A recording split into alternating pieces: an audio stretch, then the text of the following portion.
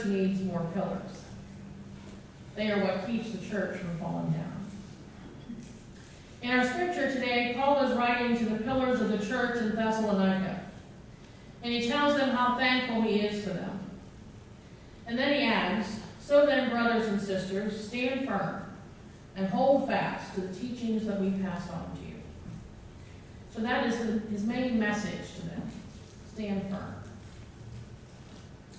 A historian was commenting on Winston Churchill's importance to the people of England, and indeed to the whole Western world during the Second World War. And he said this: "There was a time in the dark days of the London Blitz when the only thing that stood between England and oblivion was one stubborn old man." You know what? We have some stubborn people in this church. Oh, that didn't get the laugh I hoped. Maybe it was true.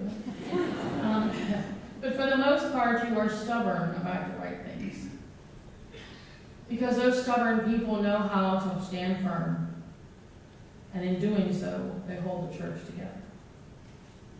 So let's consider some characteristics of the pillars of the church. Pillars stand firm, first of all, in spite of personal hardship and heartaches.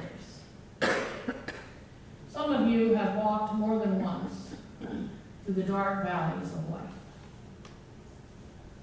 As I have gotten to know you better and better, I'm amazed that many of you have had many, many burdens, more than your share of burdens. You know what suffering and loss are all about because you've been there. Some people can't get beyond their feelings of bitterness and anger toward God because of those kinds of experiences. If you were to take out our hymnal and look through the list of authors of the hymns, you would see many times over the name of Fanny Crosby. She's written many, many, hundreds of hymns. Perhaps some of her best known are Blessed Assurance and Pass Me Not, O Gentle Savior. What you may not know about Fanny Crosby is that she was blinded as a child because of a doctor's mistake. How would we feel after such a senseless occurrence? Many of us would grow bitter, but not Fanny Crosby. Instead, she took this opportunity in her life to give to us some of the most beautiful expressions of faith in our hymnal. It's been said life is a grindstone, and whether it grinds a person down or polishes them up depends upon what they are made of. Harold Cohn put it this way: some people constantly complain about their lot in life, and others build on that lot. We have some builders in this church. Rather than let life's hardships and heartaches make you bitter, you have built on your faith in God to make you better. In his book, A Farewell to Arms, Ernest Hemingway has a line that goes like this: "The world breaks everyone, and afterward many are strong at the broken places." Again, by definition, pillars are strong, are they not? And I know that some of you are strong at your broken places. You have confronted your disappointments not with despair, but with determination. Instead of clenching your fists in protest, you have folded your hands in prayer. And in turn, that has made you more caring and compassionate for other people. A man wrote to Reader's Digest about his pastor, knowing that many members of the congregation were out of work and financially struggling.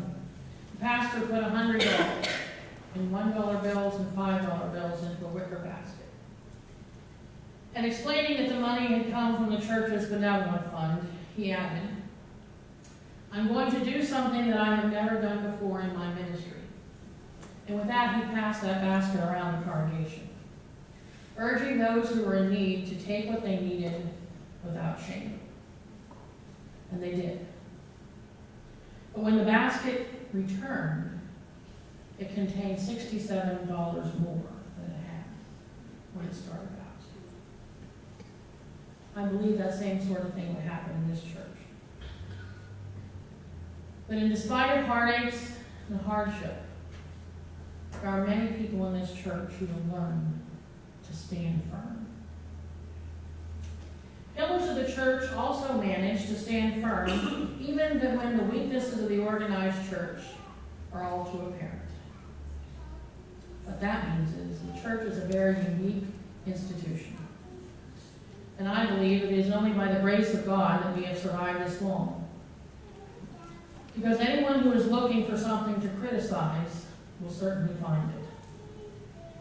And sometimes people will find something that is not even there to criticize. There's a story about the Prairie Bible Institute of Alberta, Canada. And it seemed that people in a certain geographical area that had been generous to the school in the past suddenly stopped giving. About that same time, the school's president, whose name was Dr. Maxwell, had undergone 2 operations for cataracts, one for each eye. Well, it so happened that a representative of the school was visiting in the area where the giving had declined. And one of the regular supporters of the school asked him, "What's this we hear about President Maxwell driving around in 2 Cadillacs?" That was a rumor that had spread. Cataracts had become Cadillacs, and people were withholding their support. And if you think things like that don't really happen, either you're not on the prayer chain, or you haven't been around church for very long. It's easy to criticize the church. If you are looking for a flaw, sooner or later you're going to find one. Unfortunately, church people don't always live up to the ideals that we profess. But perhaps what is most disappointing to me is how we sometimes treat one another. It has been said that the church can be the place where you feel more love than you've ever known before, or it can be the place where you've had more hurt than you've never known before. We all know people who are not sitting in our pews this morning because they have been hurt by some experience here.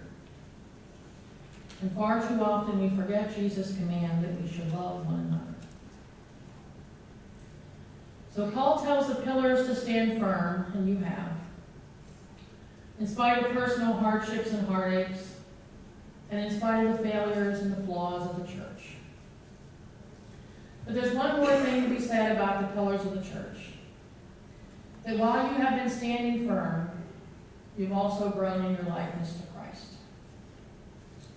There is no virtue in simply standing in one place, unless you are like that tree planted beside the stream of living water that we read about in the book of Psalms.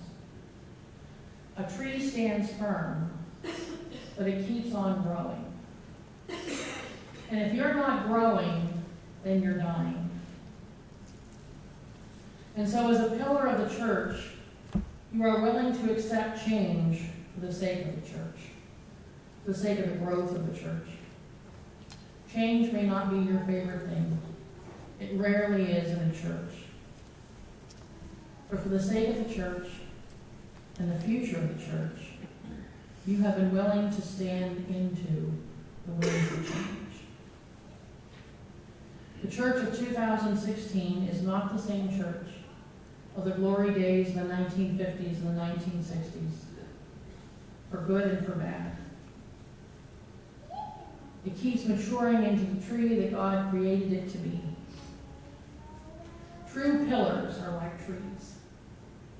They are standing fast, but they're still growing.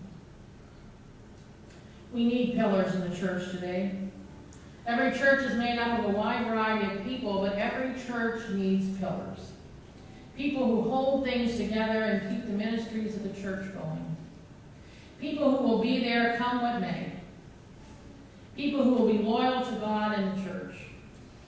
People who will keep the church on solid ground. And people who are there to encourage and pray for other people. On this All Saints Sunday, I want to take the time to not only remember the saints in glory, but you saints of the church. No one's perfect. We all have room for improvement and to mature in our faith.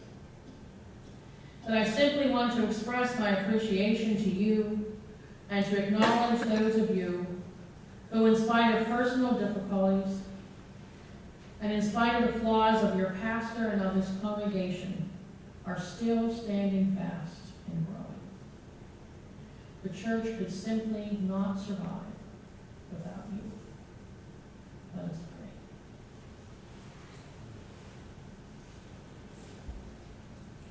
pray. God, we thank you for the legacy of this church. We thank you for each and every one who does their part to make this church what it is. We thank you, God, for those who stand firm, regardless of the storms that come, for the sake of the ministry of this church. And so, for the saints of glory and the saints in the church, we give you thanks this morning. In Jesus' name, amen.